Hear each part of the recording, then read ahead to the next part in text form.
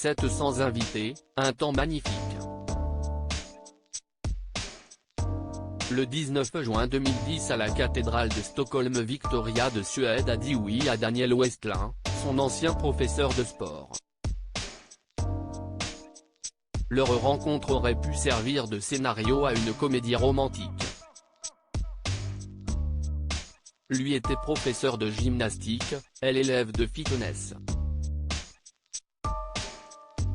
En 2002, ils commencent à se fréquenter mais ce n'est que 8 ans plus tard que les deux tourtereaux se diront oui devant un parterre de têtes couronnées.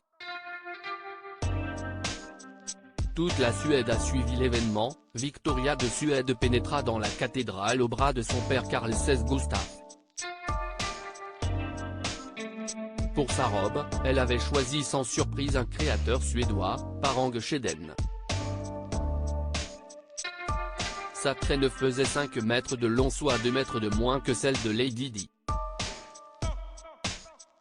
Comme la famille royale britannique à la sortie de l'église, les deux jeunes mariés firent un tour en calèche pour saluer la foule venue nombreuse pour assister à ce moment historique dans les rues de Stockholm.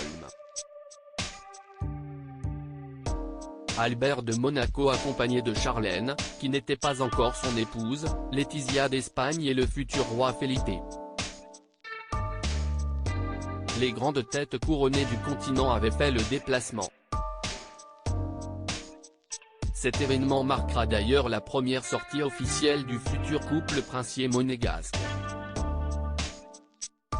Un mariage coûteux qui fait grincer des dents loin de la féerie et des extravagantes festivités, la pièce montée de 11 étages, vous avez bien lu, pesait 250 sommes, le coût du mariage a eu du mal à passer chez les contribuables suédois.